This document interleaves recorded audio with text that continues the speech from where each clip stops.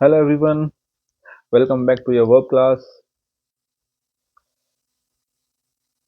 हाँ, कल arise arouse पढ़ा था, उसके बाद मैं दो लाइनें लिख के लाया हूं तुम्हारे लिए। देखो कितनी मेहनत करी है मैंने। हाँ जी, देखो जरा।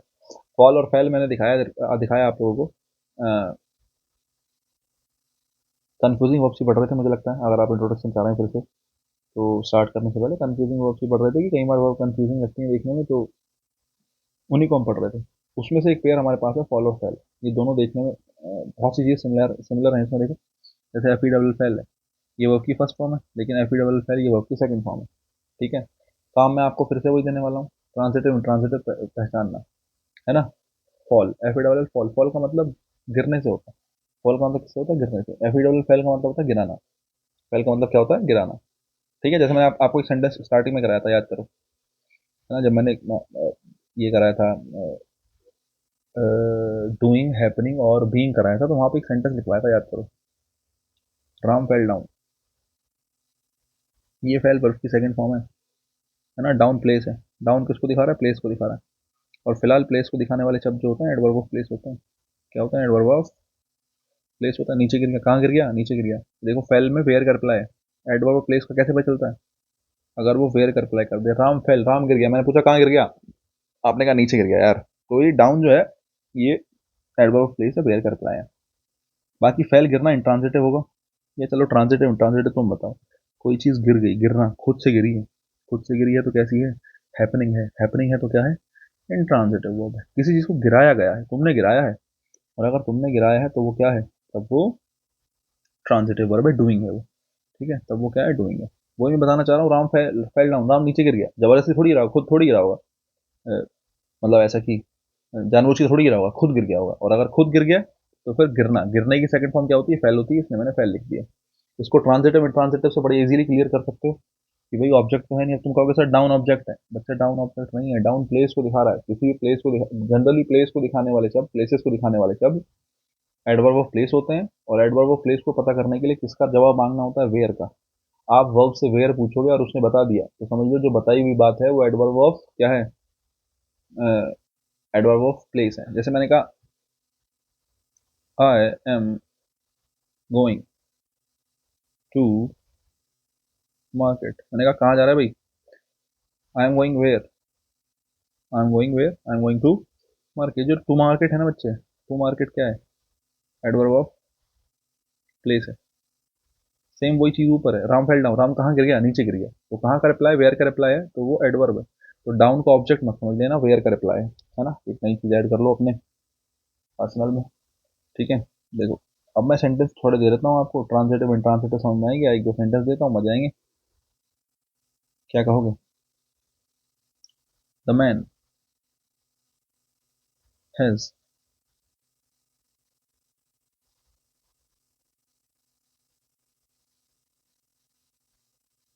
दूसरा।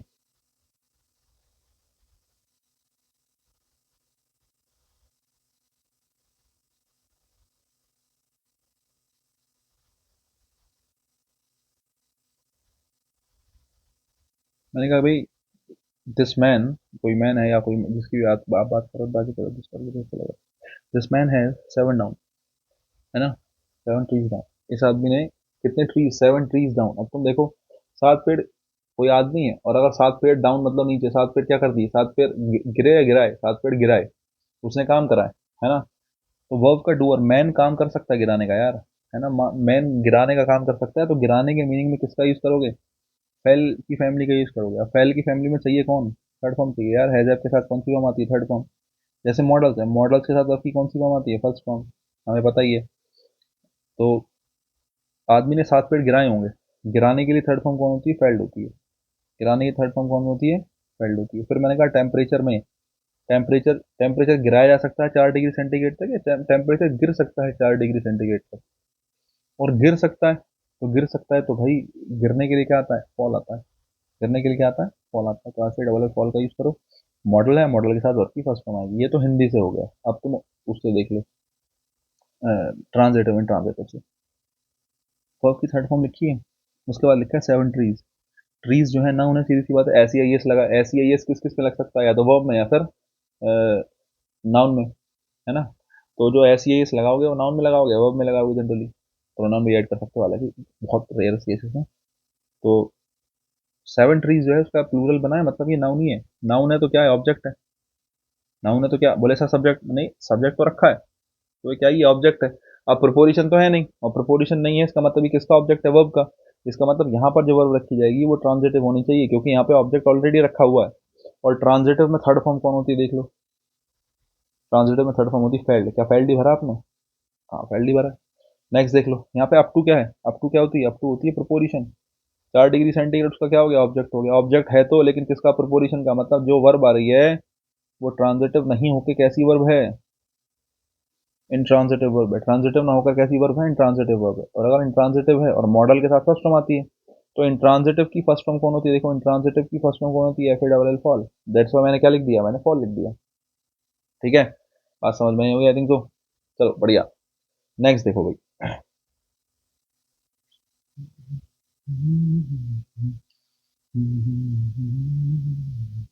ये कॉन्सेप्ट कंफ्यूजिंग वो वाला फिलहाल मैं होल्ड पे रखता हूँ, अब दो चार बातें और समझते हैं जरा।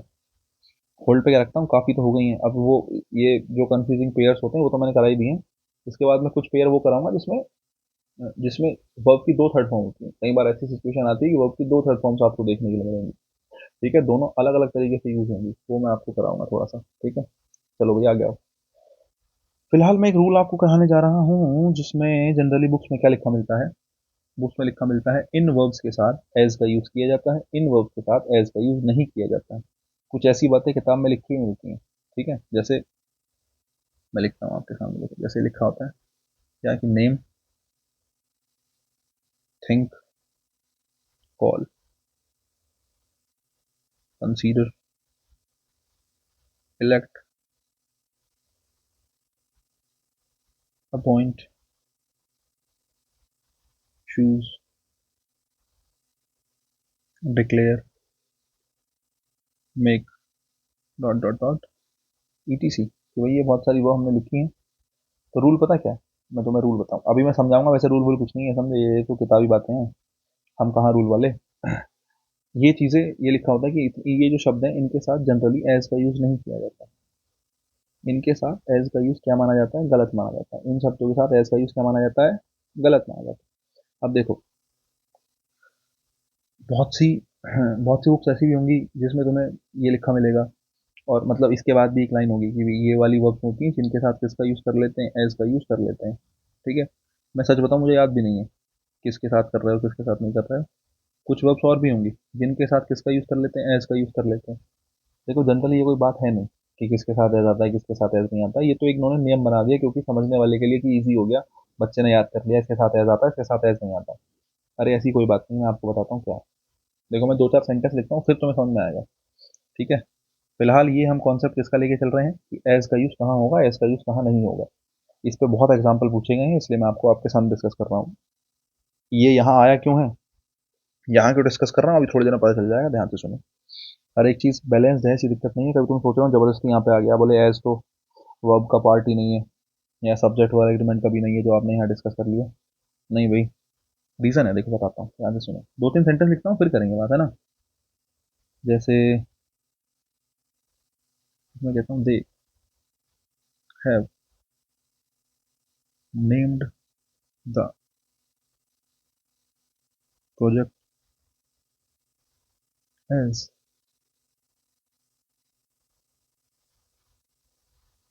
कोरोना कवच। इन्होंने प्रोजेक्ट का नाम क्या रखा, कोरोना कवच रखा, माना एक सेंटेंस लिखा मैंने। दूसरा, द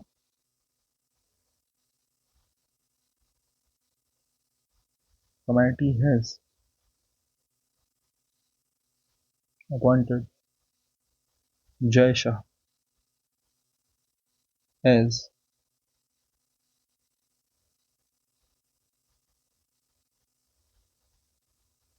चेयरमैन। माना मैंने ऐसे कहा, यहाँ भी मैंने ऐसे लगाया।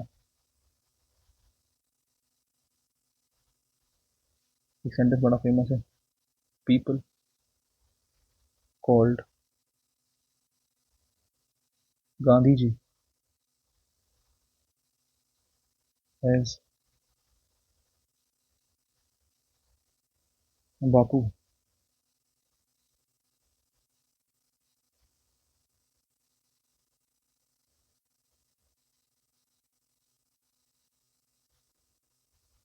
हम्म, ये समझ आता है।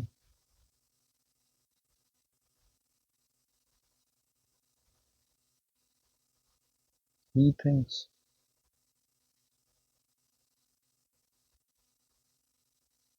Himself as voice.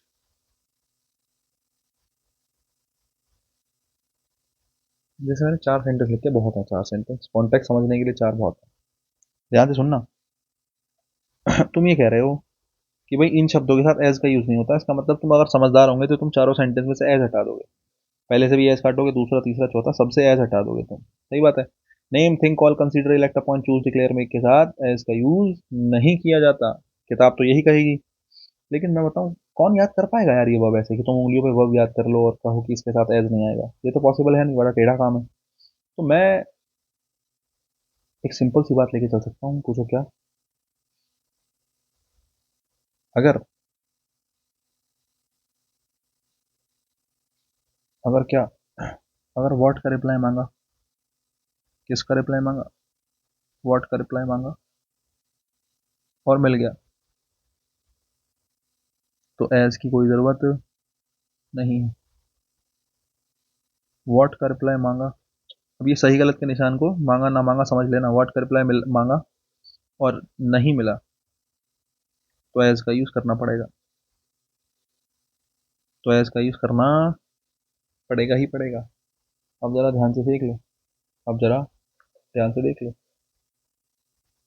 पहला सेंटेंस है, they have named the project as corona Kavach. They have named the project, उन्होंने प्रोजेक्ट का नाम रखा है ना? मैं पूछूं क्या नाम रखा है?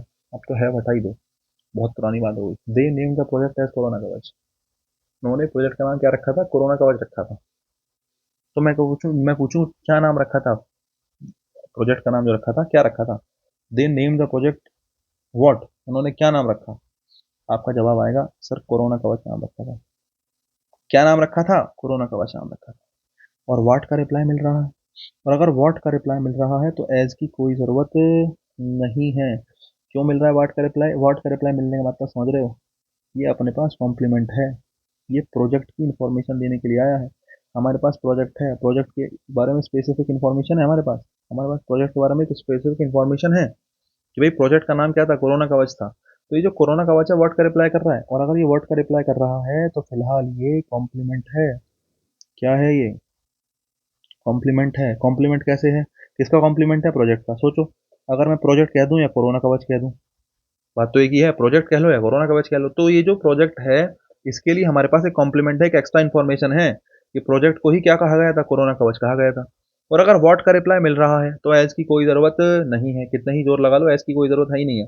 एज लगाओगे तो एक्स्ट्रा लगाओगे। ठीक है, दूसरा देख लो। चलो, द कमेटी हैज अपॉइंटेड जैसा एज चेयरमैन। अभी तुमने सुना होगा चेयरमैन बने जैसा साहब। चलो भाई बढ़िया। The committee has appointed, committee ने अपॉइंट किया है किसको? जैसा को। मैं पूछूं क्या अपॉइंट किया है? आप कहेंगे सर चेयरमैन। मैंने कहा क्या? बोले चेयरमैन। क्या चेयरमैन? व्हाट का रिप्लाई मिला ना? और व्हाट का रिप्लाई मिला तो एज की कोई ज़रूरत नहीं है। अब तुम कहोगे सर ये चेयरमैन क्या है? अरे जय शाह को ही चेयरमैन कहा गया। तो ये जय शाह के लिए क्या है? कॉम्प्लीमेंट है। समझ रहे हो? एक्स्ट्रा इन्फॉर्मेशन है ये। नेक्स्ट देख लो। पीपल कॉल्ड गांधी जी। लोग बाग गांधी जी को कहते थे। मैं पूछूं गांधी जी को क्या कहने भी लोग बाग? बोले गांधी जी को बापू कहते थे सर। तो व्हाट का रिप्लाई मिला। और अगर व्हाट का रिप्लाई मिला तो फिर सीधी सीधी बात है कि ये क्या होगा? कॉम्प्लीमेंट होगा। किसका कॉम्प्लीमेंट है? गांधी जी का। कि गांधी जी को एक स्पेसिफिक नाम मिला, बापू। एज की कोई जरूरत नहीं है। He thinks himself age wise. He thinks himself age wise कि वो बड़ा अपने आप को बुद्धिमान समझता है यार। तो ही थिंक्स हिमसेल्फ, वो खुद को, मैं पूछूं खुद को क्या समझता है? आपने कहा सर बड़ा बुद्धिमान समझता है। देखना जरा व्हाट का रिप्लाई मिला, क्या समझता है? बुद्धिमान। व्हाट का रिप्लाई मिला मतलब ये कॉम्प्लीमेंट है। फिलहाल ये क्या है? कॉम्प्लीमेंट है। किसका कॉम्प्लीमेंट है? हिमसेल्फ का। और हिमसेल्फ का कॉम्प्लीमेंट है तो एज की कोई जरूरत नहीं है। एक सबूत और दूं तुम्हें? एक सबूत और देता हूं तुम्हें, ध्यान से सुनना। मैंने आपसे कहा कि ये कॉम्प्लीमेंट है। ऑब्जेक्ट ऑब्जेक्ट मत समझना इसको। क्या है? ये कॉम्प्लीमेंट है। और मैंने आपको बताया था कॉम्प्लीमेंट के स्थान पे नाउन आ सकता है, प्रोनाउन आ सकता है और एडजेक्टिव आ सकता है। कोरोना कवच किसी स्कीम का नाम है, नाउन है। चेयरमैन किसी पोस्ट का नाम है, नाउन है। बापू भी किसी व्यक्ति का नाम है, नाउन है। और वाइज, वाइज जो है बुद्धिमान होना, किसी चीज की क्वालिटी है ना, किसी की क्या है, क्वालिटी है, और क्वालिटी है तो ये क्या है, एडजेक्टिव है। देखो कॉम्प्लीमेंट के लिए नाउन भी आ गया, एडजेक्टिव भी आ गया। अगर ये ऑब्जेक्ट्स होते ना, अगर ये क्या होते, ऑब्जेक्ट्स होते, तो ये वाइज कभी सही ना होता, वाइज गलत होता। जो वाइज लिखा है ना हमने, वाइज, वाइज तो गलत होता, क्योंकि वाइज जो है एडजेक्टिव है। लेकिन वाइज भी सही है, क्योंकि हम ऑब्जेक्ट रख ही नहीं रहे, हम तो कॉम्प्लीमेंट रख रहे हैं, एक ऐसा शब्द जो एक्स्ट्रा इन्फॉर्मेशन दे रहा है अपने अपने पास रखे नाउन की। प्रोजेक्ट के बारे में इंफॉर्मेशन है कोरोना के बाद, जैसा के बारे में इंफॉर्मेशन है चेयरमैन, गांधी जी के बारे में इंफॉर्मेशन है बापू, हिमसेल्फ के बारे में इंफॉर्मेशन है वाइज। ये सब के सब एक्स्ट्रा इंफॉर्मेशन है जिसको कॉम्प्लीमेंट कहा गया है, समझे। तो बस एज वाली सिचुएशन में दो बातें याद रखना, व्हाट का रिप्लाई मिल जाए तो एज का यूज नहीं करना, व्हाट का रिप्लाई नहीं मिले तो एज का यूज करना। अब आप कहोगे कि सर ये तो गलत बात होगी, मैंने कहा क्या। बोले सर सारे सेंटेंस जो दे दिए ऐसे दे दिए, इसमें एज का यूज नहीं होगा। एक आधा सेंटेंस ऐसा भी तो दे दो जिसमें एज का यूज हो। जरा देखो क्या, they all treated they all treated me as a guest, they all treated me as a guest, उन सब ने मुझे ट्रीट किया है गेस्ट की तरह। तो they all treated me, उन्होंने सबने मुझे ट्रीट किया। मैं पूछूं क्या ट्रीट किया तुम्हें, अगर मैं कहूँ बेसिक सेंटेंस लिखो, they all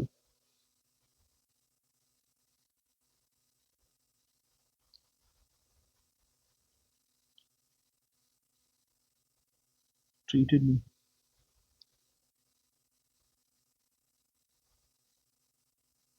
they all treated me good,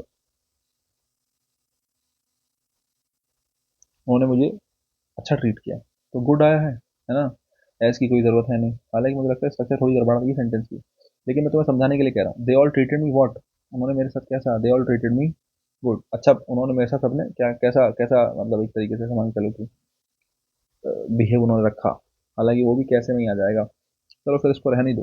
अगर तुम गुड लगाओगे तो भी तुम कंफ्यूज ही होगे, हालांकि सेंटेंस तो ग्रामेटिकली ठीक हो सकता है। पांचवा नंबर देखो, केवल ये समझो, they all treated me as a guest, उन सब ने मुझे ट्रीट किया। मैं पूछूं क्या ट्रीट किया, आप कहोगे गेस्ट ट्रीट किया, या कैसे ट्रीट किया, देखना किसका रिप्लाई मिल रहा है।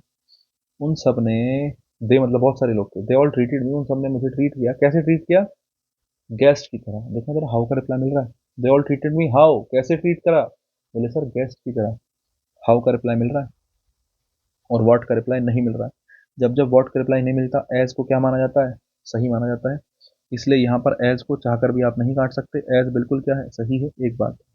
दूसरी बात, मैं अगर आपसे कहूँ जब जब हाउ का रिप्लाई होता है, मिलता है, तो क्या होता है वो, जब जब कभी आपको हाउ का रिप्लाई मिले तो वो एडवर्ब ऑफ मैनर होता है। क्या होता है वो, एडवर्ब ऑफ मैनर होता है। तो ये पूरा एज अ गेस्ट क्या है, एडवर्ब ऑफ मैनर है। एडवर्ब ऑफ क्या है, एडवर्ब ऑफ मैनर है। कुछ ये बातें मैंने आपको बताई हैं, ठीक है। तो एज के यूज को लेके खास करके ये बात ध्यान रखना, बड़े जरूरी चीज है, बहुत बार आपको देखने के लिए मिल सकती है। आ जाओ जरा नया टॉपिक, नया टॉपिक इन द सेंस कि नया कॉन्टेक्स्ट में चीजें स्टार्ट करते हैं। तो एज वाली बात बीच में आ गई, मैंने आपको बता दी। अगर आप चाहते हैं कि भाई ऐसी वर्ब्स भी देख लें जिनके साथ एज का यूज होता है, वैसे जरूरत है नहीं, है ना, चाहो तो अपना मुझे बता देना, मैं लिखवा दूंगा। अभी तो मैं ये कह सकता हूँ कि कोई ऐसी खास जरूरत नहीं है अपने पास, उसको ऐसे ही रखो। अ, याद किया है इसका प्रयोग कब होगा कब नहीं होगा, वर्ब भी याद करने की जरूरत नहीं है, कॉन्सेप्ट ध्यान रखो। व्हाट का रिप्लाई मिलेगा तो एज नहीं आएगा, व्हाट का रिप्लाई बेसिकली मिल गया तो एज नहीं आएगा, नहीं मिला तो फिर एज आएगा। इतनी सी बात ध्यान रखनी है। देखो तुम पॉइंट बना सकते हो, हेडिंग बना सकते हो, क्या, some verbs have two verb की third forms, two V three, कुछ वर्ब की दो थर्ड फॉर्म्स होती हैं। अब तुम्हें सुनने बड़ा अजीब लग रहा होगा अगर तुमने नहीं पढ़ी है कॉन्सेप्ट तो, लेकिन रुक जाओ जरा, अभी धीरे धीरे बता देंगे, टेंशन ना लो। जैसे वर्ब की फर्स्ट फॉर्म है, ऐसे ही सेकंड फॉर्म होती है, ऐसे ही थर्ड फॉर्म होती है, ऐसे ही थर्ड फॉर्म होती है। तुम कहोगे सर फोर्थ नहीं लिखी, अरे थर्ड ही दो बार लिख देते हैं, फोर्थ तो एक ही है। जैसे मैं कहूँ, एक बड़ा इंपॉर्टेंट शब्द आता है सिंक, ठीक है। एक शब्द आता है श्रैंक, श्रिंक लिखो ना, श्रिंक श्रिंक। गैट लिख लो, एक लिख लो गैट, एक लिख लो प्रूव, ठीक है। एक लिख लो मेल्ट, एक लिख लो ड्रिंक, एक लिख लो लोड। फिलहाल तो ये बहुत है, बाकी बाद में करेंगे। अगर इनकी सेकंड फॉर्म की बात करूं तो सिंक की सेकंड फॉर्म क्या होती है? सिंक सैंक। श्रिंक की क्या होती है? श्रैंक। गेट की क्या होती है? गॉट। प्रूफ की क्या होती है? प्रूफ्ड। मेल्ट की क्या होती है? मेल्टेड। ड्रिंक की क्या होती है? ड्रैंक। और लोड की क्या होती है? Loaded. Same as third form लेके चलो, सिंक सैंक, थर्ड फॉर्म होती है संक। श्रैंक होता है shrunk. Shrink shrank shrunk. Got की थर्ड फॉर्म गॉट ही होती है। प्रूव्ड की थर्ड फॉर्म प्रूव्ड ही होती है। मेल्टेड की थर्ड फॉर्म मेल्टेड ही होती है। Drink drank drunk. लोड की थर्ड फॉर्म लोडेड ही होती है। अगर इतनी ही चीज होती तो फिर समस्या क्या थी? बड़ा आसान काम था। लेकिन मैंने आपसे कहा कई बार किसी शब्द की दो थर्ड फॉर्म्स हो जाती हैं।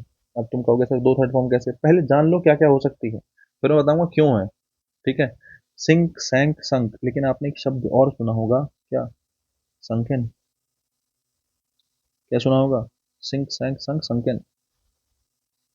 ठीक है। ऐसे ही श्रंक का सुना होगा श्रंकेन। गॉट का सुना होगा गॉटन। प्रूव्ड का सुना होगा प्रूवन। जैसे मैथ्स में कोई क्वेश्चन प्रूव करते हैं, थ्योरम वगैरह प्रूव करते हैं तो क्या लिखते हैं? हेंस प्रूव्ड लिखते हैं। लेकिन प्रूवन फैक्ट है ना, एक शब्द प्रूवन भी है ना, प्रूवन। मेल्टेड से क्या बनता है? मेल्टन। ड्रिंक ड्रैंक ड्रंक ड्रंकन भी होता है एक। ऐसे ही लेडन होता है। ठीक है। तो दो वर्ब की थर्ड फॉर्म हो सकती है, कुछ कुछ ही कुछ खास ही वर्ब्स हैं जिनमें दो वर्ब की थर्ड फॉर्म होती हैं। अब मैं तुम्हें बताऊं बात, काम की बात। हालांकि तुम्हें अभी समझ में नहीं आएगी जब तक सेंटेंस में यूज नहीं करूंगा, लेकिन फिर भी मेरी जिम्मेदारी बनती है मैं थोड़ा थोड़ा थोड़ा थोड़ा जोड़ता हुआ चलूं। जो ये पहली वाली वर्ब की थर्ड फॉर्म है ना, ये मेन वर्ब के रूप में यूज होगी। किस रूप में यूज होगी? Main verb. और मेन वर्ब हमेशा क्या दिखाती हैं? ये वाली मेन वर्ब हमेशा क्या दिखाएंगे? एक्शन दिखाएंगे। ये वाली वर्ब की थर्ड फॉर्म एडजेक्टिव के रूप में यूज होगी। किस रूप में यूज होगी? एडजेक्टिव। और एडजेक्टिव्स क्या दिखाते हैं? स्टेट दिखाते हैं, एक्शन नहीं दिखाते। अब तुम कहोगे क्या लिख दिया भाई, मेरे तो समझ में आया नहीं। अरे आएगा आएगा, सबर रखो, आएगा। एक मिनट के लिए इसको छोड़ देता हूँ, आगे चलता हूँ। मैं उस पेज पे वापस आऊंगा, टेंशन मत लेना। अगर मैं आपसे कहूँ कि आपके पास पार्टिसिपल है, या एक शब्द पार्टिसिपल है। बहुत से बच्चे होंगे जिन्होंने पार्टिसिपल नाम का वर्ड सुन रखा होगा। भाई बड़ी अच्छी बात है, आपने सुन रखा है तो it's kind of a commendable thing कि हाँ आपको इतनी चीज पता है कि पार्टिसिपल क्या है। जिसको नहीं पता मैं बता देता हूँ। पार्टिसिपल हमारा एडजेक्टिव होता है। पार्टिसिपल हमारा क्या होता है? एडजेक्टिव। एडजेक्टिव को ही क्या कह देते हैं? पार्टिसिपल कह देते हैं। लेकिन पार्टिसिपल कुछ खास प्रकार का एडजेक्टिव है। पार्टिसिपल एक खास प्रकार का एडजेक्टिव। जैसे आपने सुना, बोले सर काइंड भी तो एक शब्द है। मैंने कहा हाँ यार शब्द है। बोले सर ये एडजेक्टिव है। मैंने कहा हाँ एडजेक्टिव है। लेकिन क्या काइंड पार्टिसिपल है? काइंड पार्टिसिपल नहीं है। काइंड एडजेक्टिव है लेकिन पार्टिसिपल नहीं है। पार्टिसिपल वो एडजेक्टिव्स होते हैं जो जनरली वर्ब से बनाए गए हैं। किससे बनाए गए हैं? वर्ब से बनाए गए हैं। ठीक है।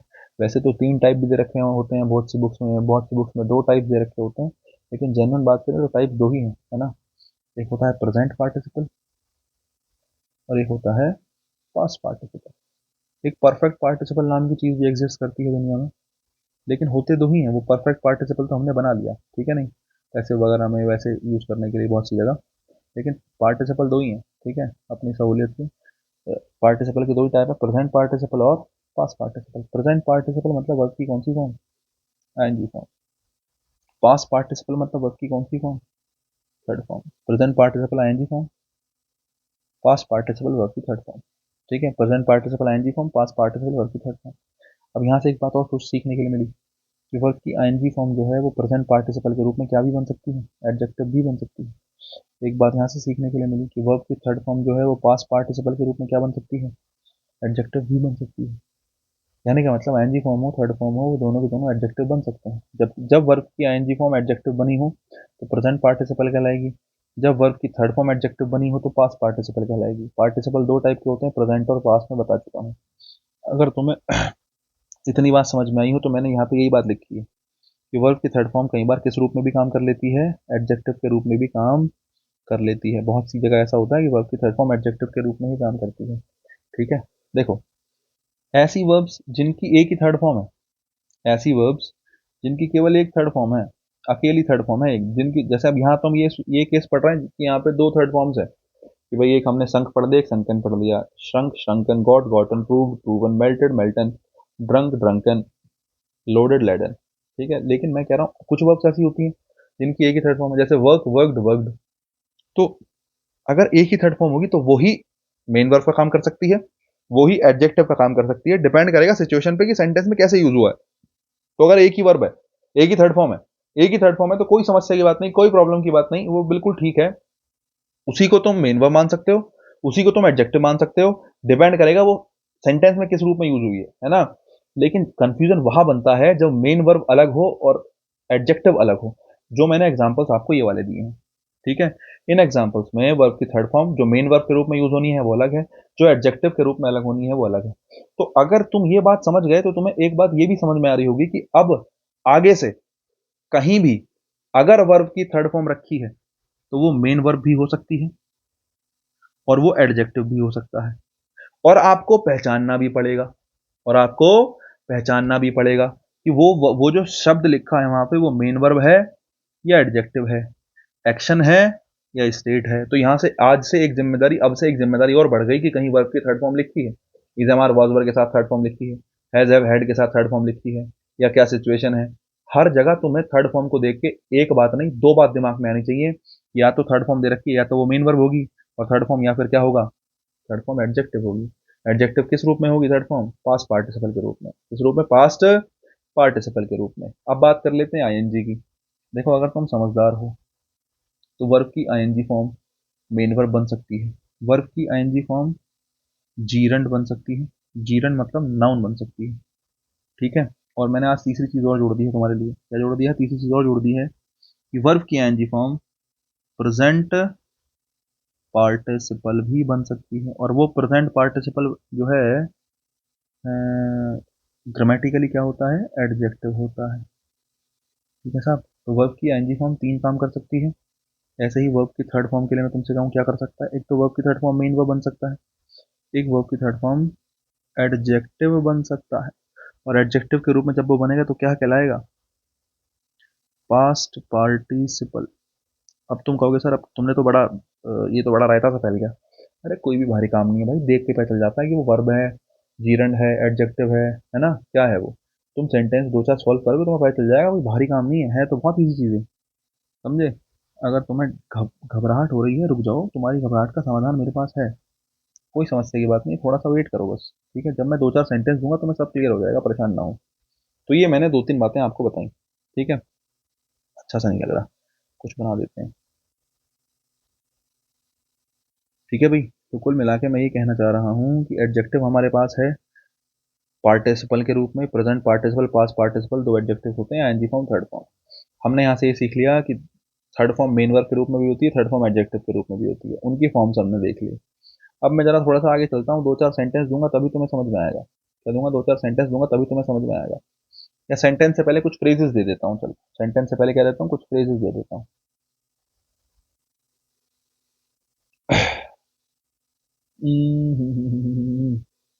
क्या दे दूं,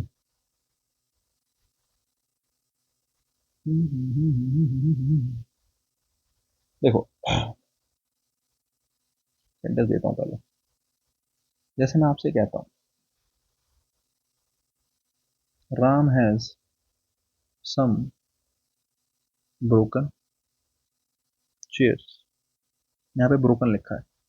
ठीक है, फिर मैं कहता हूँ राम हैज ब्रोकन, यहाँ पे ब्रोकन लिखा है, सम चेयर्स। दो सेंटेंस मैंने आपको दिए, अब ध्यान से सुनना। मैं आपसे कहता हूँ इट इज अ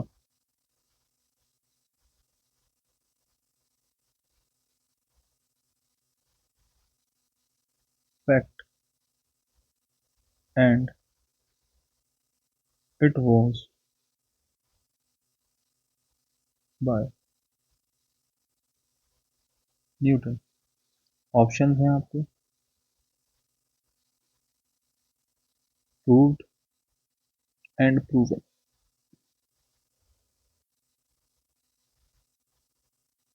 ठीक है, इसके बाद मैं कहता हूँ क्या,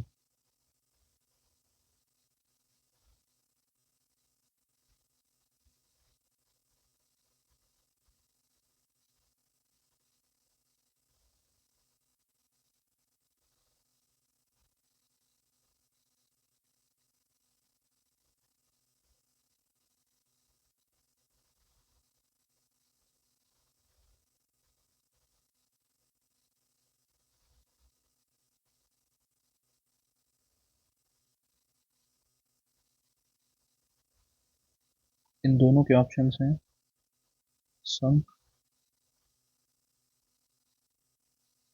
और संक्य।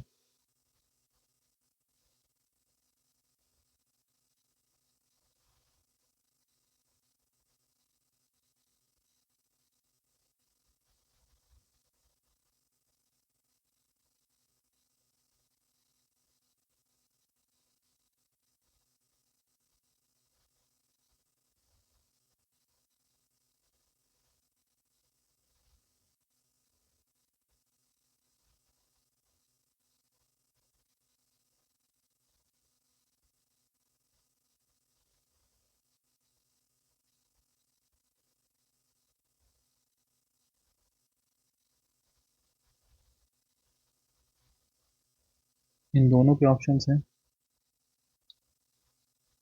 लोडेड और लोडन। लोडन नहीं, लेडन। माफी चाहते हैं। और क्या दे सकता हूँ मैं, ड्रिंक कर ले लो, एक सेंटेंस ले लो ड्रिंक का। The police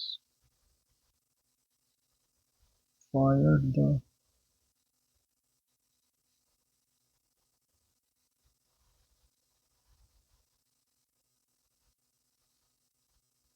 for driving in,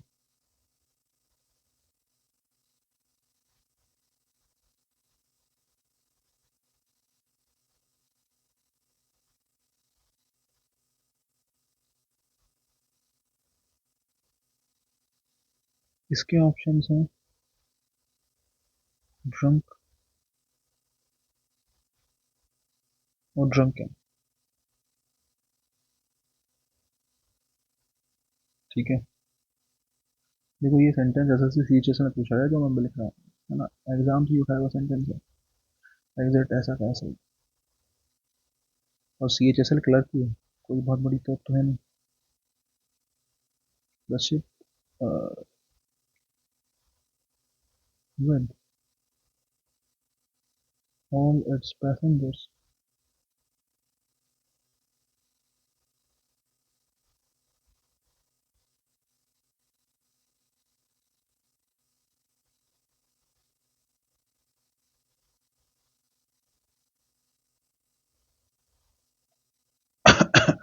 options देता हूँ।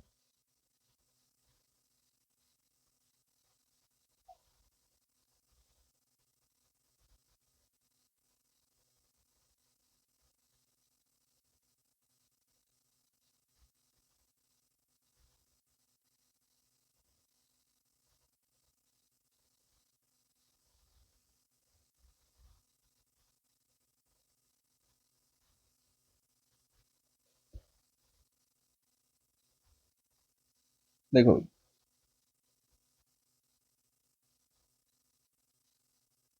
कुछ सेंटेंस मैंने दिए आपको, ध्यान से सुनना, मजा आ जाएगा।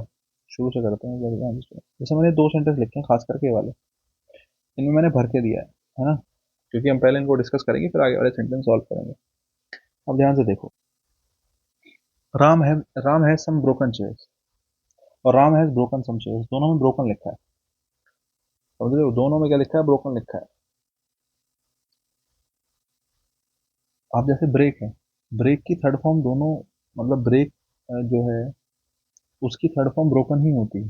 ठीक है, और ब्रोकन में आपको ये समझना है, फिलहाल ये दो सेंटेंस इसलिए तुम्हें दिए गए हैं जिससे तुम ये बात समझ लो कि कौन सा एक्शन है कौन सा स्टेट है, कौन सा एक्शन है कौन सा स्टेट है, ये तुम्हें समझने के लिए दो सेंटेंस दिए गए हैं यहाँ पर। फिलहाल ऐसा नहीं है कि थर्ड फॉर्म दोनों अलग अलग हो, दोनों थर्ड फॉर्म सेम है, ठीक है। नहीं, ब्रेक ब्रोक ब्रोकन हो जाएगा, ठीक है। तो break broke broken third form दोनों की सेम है। ब्रोकन जो है वही स्टेट में काम आएगा, वही एक्शन में काम आएगा, लेकिन आपको देख के समझना पड़ेगा कौन सा स्टेट है कौन सा एक्शन है। जैसे मैं कहता हूँ राम है सम ब्रोकन चेयर, राम के पास कुछ टूटी हुई चेयर है, राम के पास कुछ टूटी हुई चेयर्स हैं। अब तुम्हें देख के समझ में आ रहा होगा, सेंटेंस सुन के देखो, राम के पास कुछ टूटी हुई चेयर्स हैं, एक्शन हुआ कुछ, बताओ।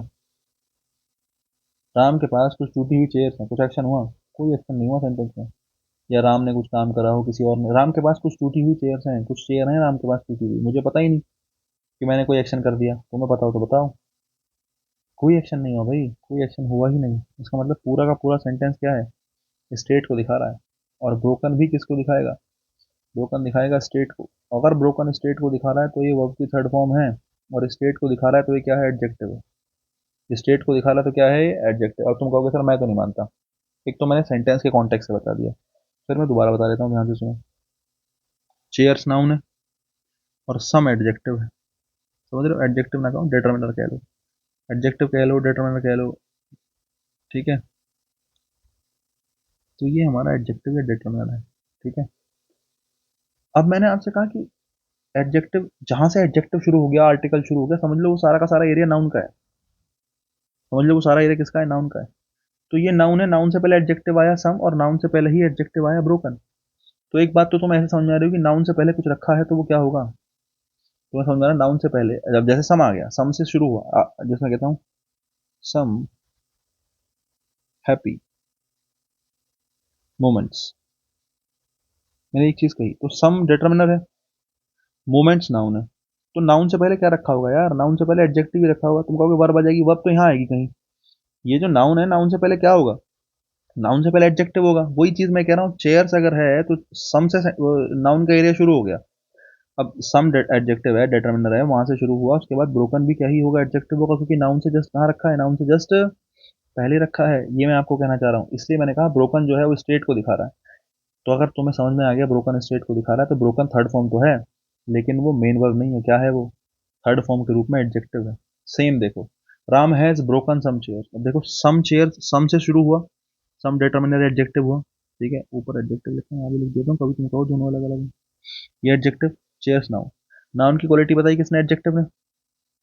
नाउन की क्वालिटी किसने बताई, एडजेक्टिव ने। बहुत बढ़िया। देखो लेकिन यहाँ पे आके इतना एरिया है नाउन का, ये वाला। सम चेयर्स अपना है, हैज हैव के साथ थर्ड फॉर्म, हैज हैव के साथ वर्ब की थर्ड फॉर्म। एक चीज मैं बता दूं, इज एम आर के साथ आईएनजी फॉर्म आई है। आईएनजी फॉर्म क्या होगी, मेन वर्ब होगी। हैज हैव के साथ थर्ड फॉर्म आई है ना, ये हमेशा मेन वर्ब होगी। हैज हैव हैड के साथ थर्ड फॉर्म जो रखी होती है, हैज हैव हैड के साथ जो मेन वर्ब के रूप में थर्ड फॉर्म लिखी होती है, वो हमेशा मेन वर्ब होगी। अच्छा ठीक है, बोले सर ये तो आपने बता दिया रटने वाली बात, थोड़ा कॉन्सेप्ट बताओ। देखो जरा कैसे, सेंटेंस पढ़ो। Ram has broken some chairs, Ram ने कुछ कुर्सियां तोड़ी हैं, है ना। Ram is a kind of student in any school, school और एनी क्लास। स्टूडेंट है एक राम नाम का, उसने बहुत सी कुर्सियां तोड़ दी। दंगई स्टूडेंट है, थोड़ा दंगा कर रहा है, उसने कुछ कुर्सियां तोड़ दी, मैंने कहा। तो राम ने एक्शन किया है तोड़ने का, इसका मतलब ब्रोकन स्टेट नहीं है। ब्रोकन फिलहाल किसको दिखा रहा है, ब्रोकन दिखा रहा है एक्शन को, और एक्शन हुआ है। तो ये जो थर्ड फॉर्म है, ये थर्ड फॉर्म स्टेट नहीं है, या मैं कहूँ एडजेक्टिव नहीं है। क्या है ये थर्ड फॉर्म मेन वर्ब है। ये थर्ड फॉर्म क्या है, मेन वर्ब है। तो ये वाले सेंटेंस में जो ब्रोकन आया है वो किसको दिखा रहा है, एक्शन को दिखा रहा है। ऊपर वाले सेंटेंस में जो ब्रोकन आया है वो स्टेट को दिखा रहा है। मुझे लगता है आपको बात समझ में आई होगी। अब अगर आई है तो जरा दो सेंटेंस देखो। It is a fact, it is a fact and it was by Newton. कह रहा है कि ये फैक्ट है और ये किसके द्वारा प्रूव किया गया, न्यूटन के द्वारा, या जो भी तुम कहना चाह रहे हो। दो हैं, प्रूव्ड है, प्रूवन है। देखो प्रूव्ड वर्ब की थर्ड फॉर्म है। अब तुम कहोगे सर ये कहाँ से आ गया, मेरे को कैसे पता चलेगा कौन सा एडजेक्टिव। बिट बच्चा, जो ईडी वाले होते हैं ना, वो मेन वर्ब भी होते हैं। ईडी वाले होते हैं वो क्या होते हैं, मेन वर्ब होते हैं। और जो ईएन वाले जनरली होते हैं वो एडजेक्टिव होते हैं, ठीक है। मेन वर्ब अगर मान रहे हो तो एक्शन मानोगे, और एडजेक्टिव अगर मान रहे हो तो क्या मानोगे, स्टेट मानोगे। इतनी बात समझ में आ गई। तो देखो मैंने कहा इट इज अ फैक्ट। अब तुम कहोगे नाउन, नाउन से पहले एडजेक्टिव, ये एरिया तो नाउन का ही है ना। नाउन से पहले एडजेक्टिव, आर्टिकल से नाउन का एरिया शुरू हो जाता है। अब नाउन से पहले लिखा है तो क्या लिखा है, एडजेक्टिव लिखा है। अगर एडजेक्टिव लिखोगे तो सीधी सीधी बात है, क्या लिखोगे, प्रूव्ड या प्रूवन, लिखोगे proven. It is a proven fact and it was. अब तुम कह रहे हो पैसिव बनाया गया, क्या बनाया गया? पैसिव वॉइस बनाया गया। अगर पैसिव वॉइस बनाया गया है तो सीधी सीधी बात है, एक्शन हुआ होगा तभी तो पैसिव वॉइस बना है। अगर एक्शन ना हुआ होता तो ऑब्जेक्ट ना होता। हाँ जनरली वैसे कई बार ऐसा होता है कि एक्शन होता है ऑब्जेक्ट नहीं भी होता है, लेकिन अगर पैसिव वॉइस बनाया गया है तो आप ये मान सकते हो ना कि यहाँ पे एक्शन हुआ होगा। बताओ, पैसिव वॉइस बनाया गया है तो मान सकते हो एक्शन हुआ हुआ, एक्शन हुआ हुआ है तो ये मेन वर्ब है। क्या है ये? मेन वर्ब है। Is am are was verb के साथ अगर पैसिव वॉइस का यूज हो रहा है तो बाद में जो थर्ड फॉर्म रखी है वो मेन वर्ब ही होगी। क्यों? मीनिंग से देख लो। इट वॉज प्रूव्ड या प्रूवन बाय न्यूटन, ये न्यूटन के द्वारा प्रूफ किया गया है, खुद नहीं हुआ। न्यूटन के द्वारा प्रूफ किया गया है, न्यूटन ने एक्शन किया है, स्टेट नहीं है, न्यूटन ने प्रूफ किया है। अगर न्यूटन ने प्रूफ किया है तो ये एक्शन है, और एक्शन है तो वर्ब की थर्ड फॉर्म एक्शन वाली आएगी। एक्शन वाली क्या होती है? प्रूव्ड होती है। तो आप कहोगे it was proved bye Newton, कि ये न्यूटन द्वारा प्रूफ की गई है। नेक्स्ट देखो, the ship had already, they have found a, the ship had already, जो शिप है वो ऑलरेडी क्या हो चुका है? डूब चुका है। और they have found a ship, उनको एक शिप मिला है। देखो एक चीज बताऊं, ए से एरिया शुरू हो गया नाउन का, शिप नाउन है, नाउन से पहले एडजेक्टिव चाहिए। अगर तुम समझदार हो, संक वर्ब की थर्ड फॉर्म जो होती है वो मेन वर्ब होती है, और संकन जो होता है वो एडजेक्टिव होता है, ऊपर लिखवा रखा है, एक बार देख लेना। अगर मैं कहूँ they have found a ship, noun से पहले एडजेक्टिव चाहिए, एडजेक्टिव चाहिए तो क्या कहोगे? संकन। उनको एक डूबा हुआ क्या मिला है? शिप मिला है। They have found a sunken ship. उसके बाद the ship had already, already होता है एडवर्ब, उसको छोड़ो। हैड हेल्पिंग वर्ब, और हेड के साथ जब जब मेन वर्ब आएगी, हैज हैव हैड के साथ जब भी आती है वर्ब वो मेन वर्ब ही होती है, और मेन वर्ब होती है तो आप कहोगे संक। द शिप हैड ऑलरेडी संक, जो जहाज है वो ऑलरेडी क्या हो चुका था? डूब चुका था। समझे? जहाज जो है ऑलरेडी डूब चुका था, आप ये कहना चाह रहे हो, ठीक है। बढ़िया। नेक्स्ट दो दो सेंटेंस देखो। The tree was with ripe mangoes, जो पेड़ है वॉज विद राइप मैंगोज। अब तुम सोच के देखो, तुम ये सोच रहे होंगे वॉज वर्ग के साथ थर्ड फॉर्म अभी ऊपर बताई थी, वॉज वर्ग के साथ अभी थर्ड फॉर्म ऊपर बताई थी। देखो जरा, ये रही वॉज वर्ग के साथ। बोले सर आपने प्रूफ लिखा था अभी 2 मिनट पहले, मैंने देखा है। मतलब वॉज वर्ग के साथ जो वर्ब आई थी उसको मेन वर्ब माना था। बच्चे, वॉज वर्ग के साथ जो थर्ड फॉर्म आई थी उसको मेन वर्ब इसलिए माना था क्योंकि सेंटेंस पैसिव वॉइस में था। किसमें था? पैसिव वॉइस में। पैसिव वॉइस में था तो मुझे साफ साफ पता चल रहा है कि एक्शन हुआ होगा। एक तो रही ये बात, दूसरा मैंने मीनिंग से बता दिया था आपको। अब ये दो सेंटेंसेज हैं, दोनों में वॉज वॉज आया, दोनों में वॉज वॉज आया। मैंने कहा वॉज के साथ थर्ड फॉर्म लगानी है, लेकिन जरूरी नहीं है कि थर्ड फॉर्म एक्शन हो, जरूरी नहीं है थर्ड फॉर्म स्टेट हो, तुम्हें खुद पता करना पड़ेगा। कर लो पता, सेंटेंस का कॉन्टेक्स्ट देखो, मीनिंग देखो, खुद बताएगा सेंटेंस। मैंने कहा था tree was with ripe mangoes, जो पेड़ है, जो लोडेड है या लेडन है, इसका मतलब होता है लदा हुआ होना, मतलब भरा हुआ होना एकदम एकदम से। जो ट्री है, जो पेड़ है, वो भरा हुआ एकदम से, किससे? राइप मैंगो से, कि भाई पेड़ पे खूब आम आए हुए हैं, पेड़ जो है बिल्कुल भरा हुआ है राइप मैंगो से। मुझे बताओ तुमने भरा किसने भरा? सोच के देखो। पेड़ पे आम आए, तुम लगा के आए, हम लगा के आए, कोई और लगा के आया? नहीं आया। पेड़ पे खुद से आम लगे हुए हैं, है ना, पेड़ पे खुद से लगे हुए हैं आम। तो द ट्री वॉज लोडेड या लेडन, पेड़ जो है खुद से लदा हुआ है आम से। और अगर ऐसा है तो आप कहोगे द ट्री वॉज क्या? लोडेड या लेडन? सोच के देखो। मैंने बताया था ईडी वाले क्या होते हैं? मेन वर्ब्स होते हैं, और लेडन वाले क्या होते हैं? एडजेक्टिव होते हैं। अब देखो, ये एक्शन है, स्टेट है, तुम बताओ बच्चे। स्टेट है, पेड़ लदा हुआ है, पेड़ पे बहुत सारे लगे हुए हैं मैंगो, तो ये तुम्हारा, इसको क्या कहोगे? स्टेट है। क्या है? स्टेट है। और स्टेट है तो क्या कहेंगे? आप कहेंगे लेडन, है ना? क्या कहेंगे? The tree was laden with ripe mango, the tree was laden with ripe mangoes. ठीक है। नेक्स्ट देखो, a truck was with ripe mango, a truck was with ripe mangoes. अब की बार पेड़ नहीं है, अब की बार कौन है? अब की बार ट्रक है। A truck was with ripe mangoes, एक ट्रक जो है वो राइप मैंगोज से क्या है? भरा हुआ है, या फिर भरा गया है, क्या हो सकता है? देखो दोनों सही है। पता है क्या सही है? दोनों ही सही है। वॉज लोडेड भी सही है, लेडन भी सही है। ठीक है। बशर्ते मीनिंग दोनों के अलग अलग होंगे। अगर आप लोडेड लिखते हो तो ये मेन वर्ब के रूप में आएगा। ठीक है, किस रूप में आएगा? मेन वर्ब के रूप में आएगा। लेडन लिखते हो तो किस रूप में आएगा? एडजेक्टिव के रूप में आएगा। अब तुम कहोगे कैसे सही हो गया, दोनों कैसे ठीक हो गए? जैसे मैं एक मिनट ये मान लेता हूँ। ठीक है, ये हमारा ट्रक खड़ा था। ठीक है, यहाँ बहुत सारे आम पड़े थे, तो बहुत सारे यहाँ पे वर्कर्स काम कर रहे थे, वो लगातार आमों को अंदर रख रहे थे। ठीक है, तुम इधर से जा रहे थे, ये रास्ता था, है ना? तुम जा रहे थे, जाते जाते तुमने देखा इधर खड़े हो गए, अरे यार बड़े पके हुए आम रखे हैं यार, बढ़िया। और वर्कर्स आम मैंगोस को अंदर चढ़ा रहे हैं। ठीक है, तो जब तुमने देखा कि वो काम कर रहे हैं, वो एक्शन कर रहे हैं, उन्होंने उठा के मैंगोज को अंदर रखा, तुमने एक्शन होते हुए देखा, तुमने एक्शन होते हुए अपने आंखों से देखा कि यार हाँ वो आम को रख रहे हैं अंदर, तो एक्शन हुआ है, उनके द्वारा आम को चढ़ाया गया है ट्रक में। तो आप कहोगे अ ट्रक वॉज लोडेड, ट्रक को लोड किया गया है, एक्शन किया गया है ना? किसके द्वारा? वर्कर्स के द्वारा। वो तो लिखा नहीं गया, वो इन्होंने मेंशन नहीं करा, चाहो तो लास्ट में लिख दो बाय वर्कर्स, वो तो छोड़ो। लेकिन अ ट्रक वॉज लोडेड या लेडन विद राइप मैंगोज में मैंने लोडेड का मीनिंग बताया। A truck was loaded with ripe mangoes मतलब मैंगोज को चढ़ाया गया और तुम्हारे सामने वो काम हो रहा था, तुम ये कहना चाह रहे हो। लेकिन माना तुम उस टाइम पे पहुंचे ही नहीं, है ना? यहाँ बहुत सारे वर्कर्स थे, उन्होंने देखा कि भैया ठीक है मैंगोज चढ़ा देते हैं, सब चढ़ा दी, उन्होंने सब चढ़ा दी, सब ने मैंगोज चढ़ा दी, सारे मैंगोज चढ़ गए। अब आम अंदर आ गए, बिल्कुल अंदर आ गए। अब जब आम अंदर आ गए, ट्रक जाने वाला है, तो तुमने क्या करा? तुम इधर से निकल के जा रहे थे, तुम थोड़ा लेट आए। जब तुम इधर से निकल के जा रहे थे तो तुमने देखा कि यार मैंगोज जो है ट्रक में चढ़े हुए हैं, तुम्हें नहीं पता किसने चढ़ाए। तुमने जब देखा तो सारे मैंगोज ट्रक के अंदर थे पहले से ही, और पहले से ही उसके अंदर थे, तो उसका मतलब ये एक्शन नहीं है, ये क्या है? ये स्टेट है। और अगर ये स्टेट है तो आप कहेंगे द ट्रक वॉज लेडन। जब तुमने देखा तो ट्रक लदा हुआ था, ट्रक भरा हुआ था पहले से ही। जब तुमने देखा ट्रक पहले से ही भरा हुआ था, तुमने देखा नहीं एक्शन होते हुए, तुमने देखा कि ट्रक खड़ा है, उसके अंदर आम भरे हुए हैं, तब आप कहोगे the truck was laden with ripe mango. और ये पॉसिबिलिटी ट्रक के साथ ही है, जो कि ट्रक में हो सकता है भरे जा रहे हो या भरे गए हो तुम्हारे सामने, तो आप कहोगे लोडेड। हो सकता है पहले से भरे हुए हो, तो आप कहेंगे लेडन। लेकिन पेड़ के मामले में ऐसा नहीं है, पेड़ पे अगर आम दिख रहे हैं मतलब वो खुद आए होंगे, वो स्टेट है। ऐसा नहीं कि कोई जाके रात को लगाया तो हमने सुबह देख लिए, ये पॉसिबिलिटी नहीं है। तो कॉन्सेप्ट है बच्चे, कुछ भारी काम थोड़ी है, दोनों सही है। समझे? लेडेड भी सही है, लेडन भी सही है, लोडेड भी सही है, डिपेंड्स। मुझे लगता है समझ में आया होगा। नेक्स्ट देखो, the police fired the driver for driving in state. देखो, जो ड्रंक और ड्रंकन है, इसके लिए स्पेसिफिक केस है, एक ध्यान रखना, थोड़ा सा स्पेशल है, ध्यान रखो। देखो, जो ड्रंक होता है ना, ड्रंक, ये दोनों माना जाता है।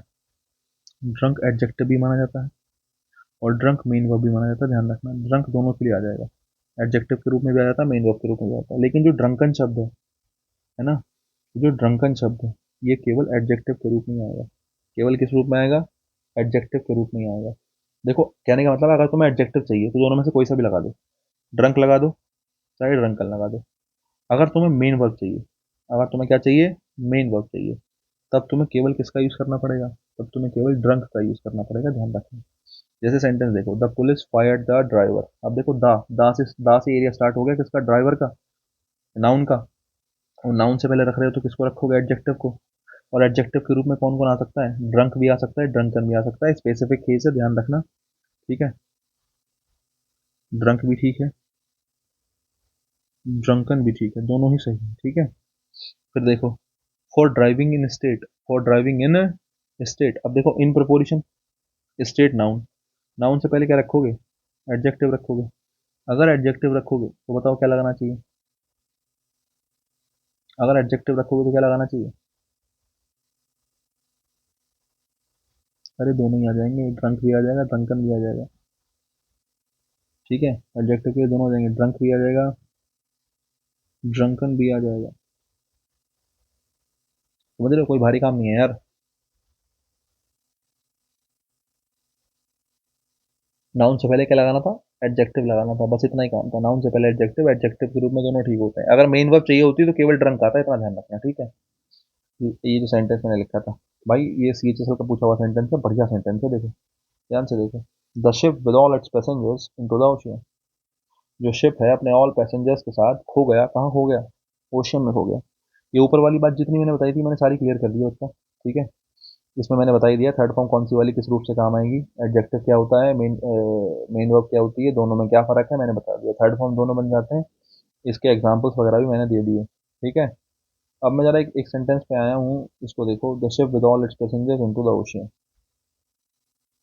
ठीक है, lost, has lost, have lost, या फिर हैड लॉस्ट, क्या लिखना चाह रहे हैं आप? हैड तो है भी नहीं हालांकि ऑप्शन में। ठीक है, मुझे लगता है बहुत से लोगों ने अटेम्प्ट करा हुआ क्वेश्चन, और ईमानदारी से देखना, मुझे लगता है 90% बच्चे गलत लगाएंगे। तुम खुद को देख लेना अपने आप, मुझे तो क्या क्या बता पाओगे अभी फिलहाल आप, लेकिन देख लेना क्या आंसर लगाओगे। देखो, बहुत सौ ने लॉस लगाया होगा, बहुत सौ ने हैज लॉस लगाया होगा, ये बात पक्की है, हैव लॉस नहीं लगाया होगा किसी ने। पूछो क्यों? देखो, with preposition, all it's passenger उसका ऑब्जेक्ट। ठीक है साहब, तो सब्जेक्ट कौन बचा? शिप। अगर शिप सब्जेक्ट है तो शिप सिंगुलर है, मतलब यहाँ पे वर्ब भी कैसी आएगी, जो वर्ब आएगी वो कैसी आएगी, सिंगुलर आएगी। अगर वर्ब सिंगुलर आएगी तो हैव तो आ नहीं सकता, तो सी तो सबसे पहले काट दो। ठीक है। अब दूसरी बात, लॉस्ट, हैज लॉस्ट और वाज लॉस्ट। अच्छा एक बात बताओ, वॉज वर्ग के साथ थर्ड फॉर्म है, सोचो। वॉज वर्ग के साथ वर्ग की कौन सी फॉर्म है? थर्ड फॉर्म है। वॉज वर्ग के साथ थर्ड फॉर्म मतलब पैसिव वॉइस है। हम्म?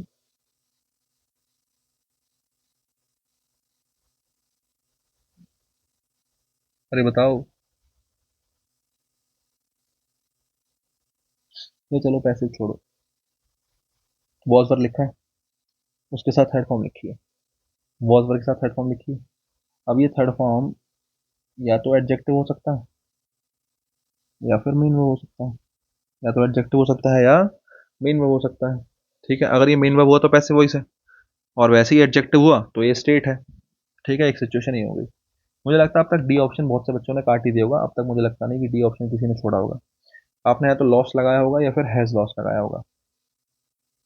अब देखो, मैं तुम्हें बात बताऊं एक खास करके, अगर तुम लॉस लिखते हो, अगर तुम क्या लिखते हो, लॉस्ट लिखते हो, तो एक बात बता दूं, लॉस्ट बच्चे ट्रांजिटिव वर्ब होती है। कैसी वर्ब होती है? ट्रांजिटिव वर्ब होती है। जैसे मैं कहता हूँ I lost my friend, I lost my friend last year, पिछले साल मैंने अपने दोस्त को खो दिया। तो यहाँ पर जो लॉस्ट है वो ट्रांजिटिव वर्ब है। आई लॉस्ट whom, मैंने किसको खो दिया? अपने दोस्त को खो दिया, है ना। तो लॉस्ट बच्चा ट्रांजिटिव वर्ब है, अगर तुम समझ गए हो तो। और अगर लॉस्ट ट्रांजिटिव वर्ब है तो मैं माना यहाँ पे लॉस्ट रखता हूँ। तो भाई शिप, द शिप लॉस्ट, किसने खो दिया? शिप ने खो दिया। शिप ने खो दिया तुम्हें। The ship with all it's passengers lost into the ocean. Ship खो गई, सोच के देखो, है ना। मतलब शिप ने खो दिया, शिप खो गई, सोच के देखो। ये जो लॉस्ट वाला एक्शन है, इस लॉस्ट का डूअर शिप कैसे हो सकता है, सोच के बताओ यार। नहीं, लॉस्ट एक वर्ब है, वर्ब का मतलब action, word action, action action किया गया है। अब एक्शन करने के लिए सब्जेक्ट होगा, डूअर होगा। लॉस्ट का सब्जेक्ट है क्या? लॉस्ट का सब्जेक्ट है शिप। क्या खोने का काम शिप ने करा है, सोच के बताओ। ऐसा हो सकता है कि शिप ने खो दिया खुद को, शिप ने कहा आज तो खो के दिखाऊंगी, उसने खो दिया खुद को? पॉसिबल है? नहीं यार, इस लॉस्ट का डूअर शिप हो ही नहीं सकता। अगर मैं हैज लॉस्ट लिखूंगा तो भी सेम बात है, इस हैज लॉस्ट का डूअर शिप नहीं हो सकता कि शिप ने खुद को खो दिया हो, है ना। शिप ने खुद को खो दिया, the ship has lost into the ocean. Ship has lost मतलब शिप ने खो दिया ओशियन में। क्या खो दिया? अगर मैं ऐसे लिखूं, the ship has lost its way, ship ने अपना रास्ता खो दिया, सही है। The ship has lost its way, क्योंकि तुम्हारे पास ऑब्जेक्ट रखा है। लॉस कैसी वर्ब है? ट्रांजिटिव वर्ब है। शिप ने अपना रास्ता खो दिया, मान लिया, ऐसा कह रहे हो तो। लेकिन अभी तो फिलहाल इनटू प्रपोजिशन है, और द ओशियन उसका क्या ऑब्जेक्ट है। तो अगर तुम समझ पा रहे हो कि इनटू प्रपोजिशन है, द ओशियन उसका ऑब्जेक्ट है, तो मुझे बताना सोच समझ के क्या, कि शिप के साथ ना तो लॉस्ट आ सकता, ना ही हैज लॉस आ सकता, क्योंकि लॉस्ट और हैज लॉस्ट दोनों के लिए शिप सब्जेक्ट नहीं हो सकता। खोने का काम शिप नहीं कर सकती, खोने का काम शिप नहीं कर सकती, इसलिए सेंटेंस एक्टिव में लिख के किसमें लिखा जाएगा? पैसिव में। आप कहेंगे the ship was lost, the ship was lost, है ना। The ship was lost into the ocean, है ना। अब देखो, दूसरी बात मैं बताता हूँ। अब जैसे वॉज वर्ग के साथ थर्ड फॉर्म आई है ना, वॉज वर्ग के साथ थर्ड फॉर्म आई है, इस बात का मतलब है कि डूअर शिप नहीं है। इस बात का मतलब है डूअर शिप नहीं है। द शिप जैसे मैंने कहा, द शिप वॉज लॉस्ट मतलब जहाज जो है वो खो गया, जहाज जो है वो खो गया। अब किसने खोया? By Ram, by Shyam, by Sita, by Gita, by कुछ भी आप कहो, जो भी आप कहना चाह रहे हो, एक्स वाई जेड, वो अलग बात है। एक सिचुएशन ही होगी। तो इसलिए ना तो लॉस्ट आएगा, ना हैज लॉस्ट आएगा, ना हैव लॉस्ट आएगा, आंसर आएगा वॉज लॉस्ट। हालांकि ये तुम्हें समझाने के लिए मैंने ऐसे कह दिया, लेकिन इस बारे में तुम सोच सकते हो कि लॉस्ट एडजेक्टिव हो सकता है, समझ रहे हो। तुम्हें समझाने के लिए मैंने वर्ब बता दिया, क्योंकि एक्टिव से पैसिव बना है कि भाई शिप डूअर नहीं हो सकता लॉस्ट का, तो वॉज लॉस्ट। लेकिन सोचो ये स्टेट है ना, ये क्या है? स्टेट ही तो है। वॉज लॉस्ट जो है वो स्टेट ही तो है, इसमें एक्शन मतलब जहाज जो है वो खो गया, अब एक्शन का है, स्टेट ही है। इसका मतलब जो लॉस्ट लिखा है ना साथ में, इसके जो साथ में लॉस्ट लिखा है, ये लॉस्ट बच्चा एडजेक्टिव है। क्या है ये? लॉस्ट एडजेक्टिव है। लेकिन हाँ, ये बात मैं तुम्हें समझाना चाह रहा हूँ कि वॉज लॉस्ट ही आंसर बनेगा। लॉस्ट और हैज लॉस्ट क्या है? गलत है। लॉज और हैज लॉस्ट क्या है? गलत है, क्योंकि इन दोनों शब्दों को यहाँ पर लिखने का मतलब है कि शिप ने लॉस्ट करने का काम किया, यस। और जो कि पॉसिबल है नहीं, है ना, इसलिए हमने वॉज लॉस्ट लिखा। लेकिन वॉज लॉस्ट में जो लॉस्ट है वो एडजेक्टिव है, क्योंकि जहाज खो गया था, या जहाज खो गया था, तो खैर क्या कहेंगे, जहाज खो गया, मैंने कहा जो शिप है वो, जो शिप है वो खो गया। अब शिप खो गया स्टेट है, इसमें एक्शन कहाँ हुआ, स्टेट है ना।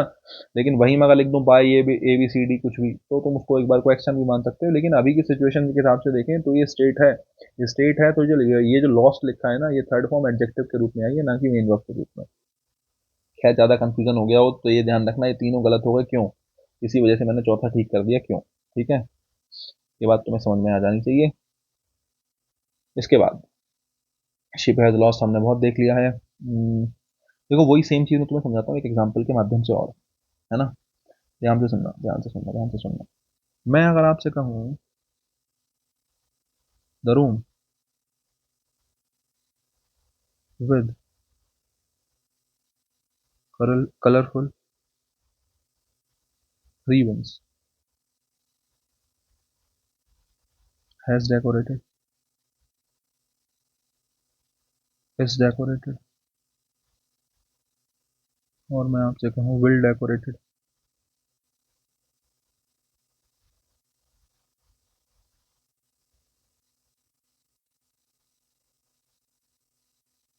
और मैं आपसे कहूँ डेकोरेटेड,